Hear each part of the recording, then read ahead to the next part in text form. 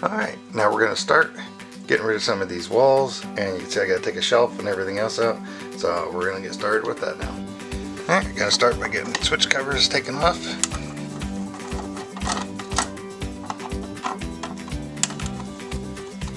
Because we're going to be putting new drywall up, so we need to get the thickness so it stays well. So I think I am going to end up removing all of this paneling, and we'll put it to the side and see if we can find it for something else.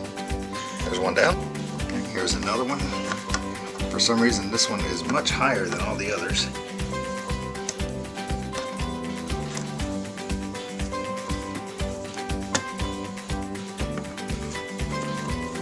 I don't know why they put their switch so high.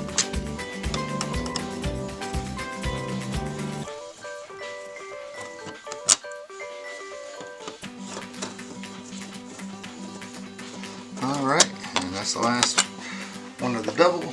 No, it's not. Got one more to go. Okay, this is the last one. Switch for this space.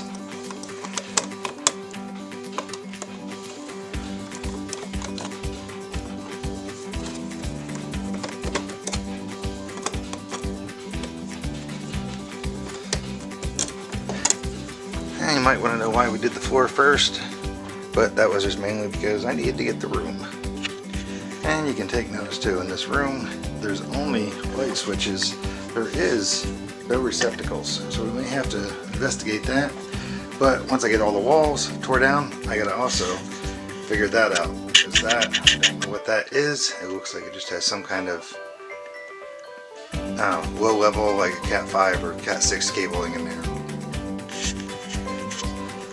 But for right now, we gotta go ahead and get the shelf cleaned off and taken down, and then we can work on getting this door.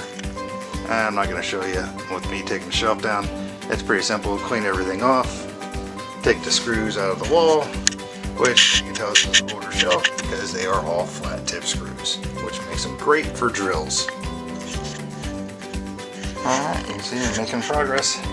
Got one shelf down, it's just laying there right now, and I'll get you in closer to see some of these other screws.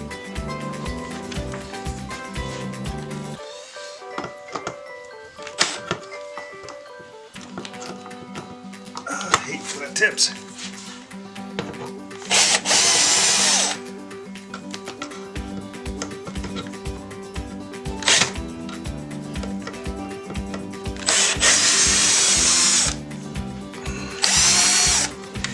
Because I put way too many flat tips in my fingers over the years to be comfortable with flat tip screws.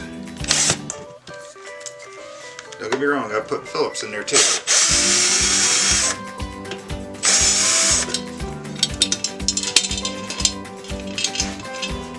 Alright, one left on this bracket. Alright, that's it for that one, then we're going to go to the next. Alright, check this out. Actually, I just got this one bracket off. Let's see if we can get it to focus there. So you can see that these, well, it's hard, I can't get it to focus, but these actually say 79 cents. Try to manually focus this thing. That's about as good as we can get it. 79 cents for a large bracket. You know that's old. And just for those that are wondering, I don't actually throw all these screws and everything away. What I do is I put them into a bucket, and then all this stuff actually gets turned back in for recycling. I don't throw them away. There's actually screws, nails, everything else in there. Alright, let's get to this last one. Alright, all down. Now we're going to start with paneling. Of course, come to find out that they have the paneling behind the drop ceiling, which is okay. That's normally how you do it, but it just makes it more of an inconvenience. Alright, before I do any more of the paneling, I'm going to go ahead and take this ill-fitting door down, which is kind of funny because this handle, the way they mounted this, is hysterical. Because if you look at it, if you try to close this door, it won't close because they put the latch on backwards. So with this, you can actually just slowly push and the door will open. So let's go ahead and take this out first because we're going to just fill this in solid. Alright, got part of the frame down because this whole thing is just going to get disassembled. Next, I'm gonna actually take the screws or the pins out of the hinges so I can just take the door off. All right, door's off, just pulled the pins. Now we're gonna go ahead and get the hinge plates off, which is gonna be even more fun because they have a mix match of screws on all of these. Gotta show this. They went through the trouble of notching this out pretty precise, but then they didn't even bother when they did the door nut latch. They put that in backwards, but they went through and did the trouble of notching this out by hand, because I can see the marks that they did. They didn't bother putting a latch on the right way. Doing renovations and found this door. I hadn't touched it yet because I was gonna redo it, but realized there was something majorly wrong here. Can anyone tell what it might be? Give you a hint. They put the door backward. All right, got that off. It's just sitting here. So now we just gotta get that removed, and what I'm gonna end up doing is taking all the nails out of the boards on both sides and then getting a 2x4 to put in here to reframe this. All right, decided what I'm gonna end up doing is I'm just gonna take my oscillating tool and go all the way along the ceiling, all the way around, just so that way it makes the removing of this much easier. So I'm gonna do that off camera, but here's what I'm gonna be using.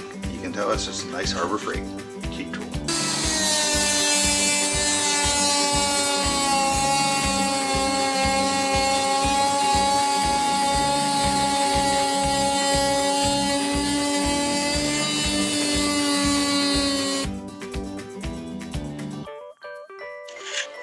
Alright, first sheet is down. That actually worked a lot better than I thought it was going to, so I'm going to continue doing that all the way around the top and then pop those other ones down. Alright, making progress. You can see I got more of it down. The other camera died, so I'm trying to use this on the phone and see if this works any better. So this is where we're at right now. Now I'm going to work on getting this piece down and going back and starting at that end. Alright, you can see I got off of this wall now too, but they didn't put any kind of vapor barrier or anything between this block wall and inside. So I need to do something for insulation on that before I put any drywall or anything up. Alright, I will show you why I wanted to tear this wall down a little bit more and investigate. Can you see the daylight coming through there? That's a good indication that this is not sealed up very well. Yes, there's insulation shoved against it, but it still wasn't sealed. And there was multiple holes through the block wall that had just a piece of foam sitting in them. So there was plenty of gaps for air coming in. So now I know why this area's always been so cold. Because yeah, just remember, hiding defects does not mean it's gonna go away. So you can see this is above the frame of the door, and you can just see daylight all the way around. So I can only assume that it's gonna be like that all the way on both sides, all the way down. Yeah, pretty much like I figured. I pull this back, it's hard to see, but they did not put any kind of insulation or sealant between the door and the frame. And it's hard to explain how deep of a cavity this is. Actually, I'm gonna get the bar. You can see I'm in that far. You can see that's nothing in there. So there's that much of an air gap just letting stuff through. Alright, I forgot to film as I was doing it, but you can see, actually now I have foam across the door, and any other cracks, even filled up the cavity here. So that way when I put something across, it will be basically closed off. Coming down here, and it looks like I foamed around the switch, but I actually foamed the block behind it. That's just where some of it oozed out, but there is none inside the actual box. But the door itself is sealed up, and actually I put that plastic back down into the foam as it was down there to help seal any gaps. Alright, you can see I'm made a heck of a mess in here. I'm pretty much done for the day. I'm going to let all the foam that I did over here cure, and then I'm going to have to come back and figure out what is going on, why they bumped this out a little bit more than the other side. But for right now, I need to get this cleaned up so it's not a trip hazard for anybody. Alright, after doing some investigating, I figured out why this was bumped out. There's actually some utilities running through the wall going out for the mini split system that was installed. And it gives a little bit more insulation layer. So I went ahead and put a couple of braces in here so that way this would stop wobbling around. So other than that section's good. The door has been foamed. I do have a stud cut to go in here. No, I'm not going to replace this. I can't even call it a header. I'm not going to replace the board across. I'm just going to toenail in. It's already going to be there just for something to fasten the drywall to. The stud has been put in. Now let's get some insulation. Alright, before we get any criticism on the insulation, this is actually all stuff that was pulled out from up above. So it's going to get reused here. I'm going to put new on the exterior wall. This whole wall is more just for sound deadening because that's going to be the workshop over there. And no, I did not use R38 insulation here. I ripped it in half. That's actually from when I re-insulated the attic. So we had R38 layer across the entire attic without any breaks. So I had one piece left over. I ripped in half lengthwise, and that's why it fits in there nice now. All right, last project for the day. I'm gonna go ahead and take this out.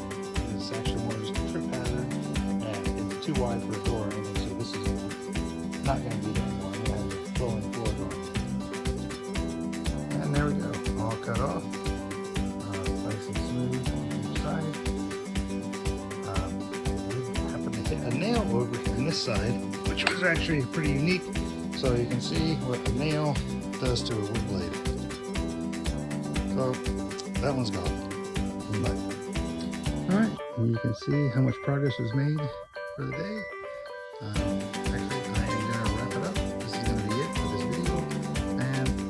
This will be for the next one.